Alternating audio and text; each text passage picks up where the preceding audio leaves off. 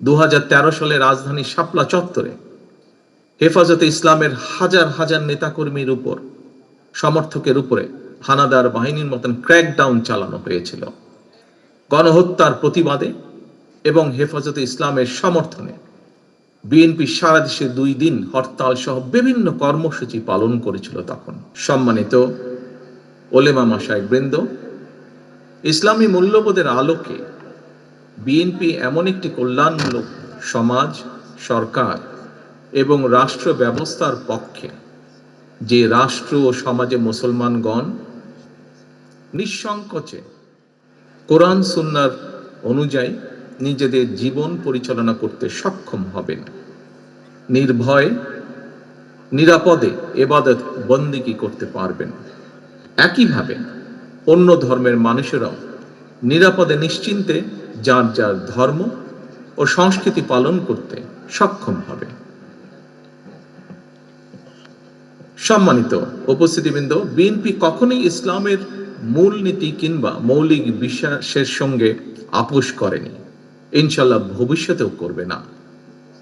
আপনাদের মধ্যে এখানে যারা প্রবীণ ব্যক্তিবর্গ রয়েছেন, আপনাদের নিঃসন্দেহে আপনারা জানেন, পতিত পরাজিত পলাতক স্বৈরাচারের দল যারা স্বাধীনতা উত্তর বাংলাদেশের রাষ্ট্র ক্ষমতায় বসে নিজেদের ইচ্ছে মতন সংবিধান রচনা করেছিল, সেই সংবিধানে দেশের অধিকাংশ জনগোষ্ঠীর আকাঙ্ক্ষার প্রতিফলন তখন ঘটেনি। পরবর্তীতে বাংলাদেশের স্বাধীনতার ঘোষক বিএনপির প্রতিষ্ঠাতা শহীদ রাষ্ট্রপতি জিয়াউর রহমান রাষ্ট্র পরিচালনার দায়িত্ব পাবার পর সংবিধানে বিসমিল্লাহির রহমানির রহিম অন্তর্ভুক্ত করেছিলেন। সংবিধানে সর্বশক্তিমান আল্লাহর উপরে আস্থা এবং বিশ্বাস অন্তর্ভুক্ত করেছিলেন। বর্তমানে সর্বশক্তিমান আল্লাহর উপরে আস্থা এবং বিশ্বাস কথাটি এভাবে রাখা হয়নি। কেন এভাবে রাখা হয়নি? সম্মানিত উপস্থিতিবৃন্দ, এই প্রশ্নটি আজ আমি আপনাদের সামনে রেখে গেলাম। সম্মানিত আলেম ওলেমা মাশায়েখবৃন্দ, বিএনপি বরাবরই ইসলাম এবং মুসলমানদের স্বার্থ বিরোধী যে কোনো অপতৎপরতার বিরুদ্ধে সোচ্চার। পতিত পরাজিত পলাতক স্বৈরাচার ইসলাম, মুসলমান এবং ইসলামী সংস্কৃতিকে রাষ্ট্র এবং সমাজে নানাভাবে হেয় প্রতিপন্ন করার অপচেষ্টা করেছিল।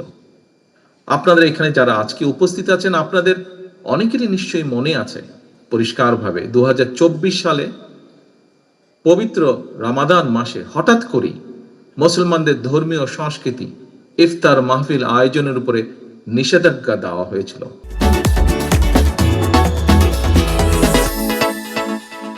এটি কোনো বিচ্ছিন্ন ঘটনা ছিল না, এটি ছিল বাংলাদেশে ইসলাম বিরোধী, ইসলাম মূল্যবোধ এবং সংস্কৃতির বিরুদ্ধে সুদূর প্রসারী ষড়যন্ত্রের একটি অংশ। সেই সময় বিএনপি এই অপতৎপরতার তীব্র প্রতিবাদ জানিয়েছিল।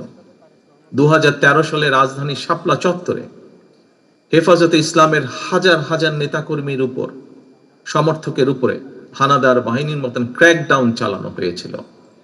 গণহত্যার প্রতিবাদে এবং হেফাজতে ইসলামের সমর্থনে বিএনপি সারা দেশে 2 দিন হরতাল সহ বিভিন্ন কর্মসূচি পালন করেছিল। তখন সম্মানিত উপস্থিতিবৃন্দ, যে কোনো পেশা কিংবা চাকরির ক্ষেত্রে সার্টিফিকেটের গুরুত্ব বিবেচনা করে কাওমি মাদ্রাসা শিক্ষার্থীদের সর্বোচ্চ ডিগ্রি দাওরে হাদিস অর্থাৎ তাকমিল সনদকে মাস্টার্স সমমানের স্বীকৃতি দেওয়ার উদ্যোগ 2006 সালে বেগম খালেদা জিয়ার সরকারের আমলেই নেওয়া হয়েছিল।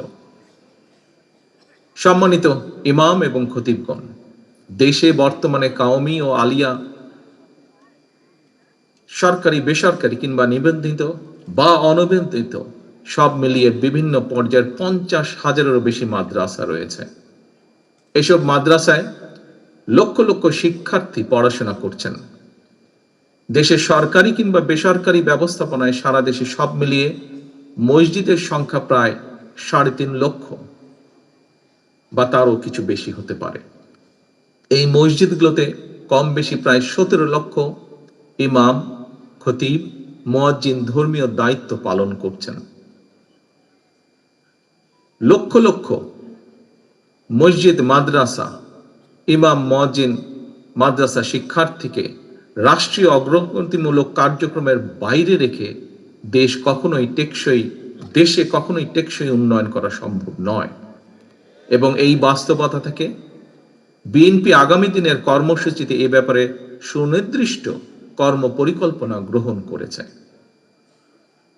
সম্মিলিত ইমাম খতিব পরিষদের আজকের এই সম্মেলনে আপনারা আলেম ওলেমা, ইমাম, খতিব ও মুয়াজ্জিনদের স্বার্থ সংশ্লিষ্ট বেশ কয়েকটি দাবি উপস্থাপন করেছেন। আপনাদের উপস্থাপিত দাবিগুলোর বেশ কয়েকটি দাবি অগ্রাধিকার ভিত্তিতে পূরণ করার সব রকম সুযোগ রয়েছে বলে আমি মনে করি। আপনারা ইমাম, খতিব, মুয়াজ্জিনদের জন্য সার্ভিস রুল প্রণয়নের দাবি জানিয়েছেন। আপনাদের এই দাবিটি অত্যন্ত যৌক্তিক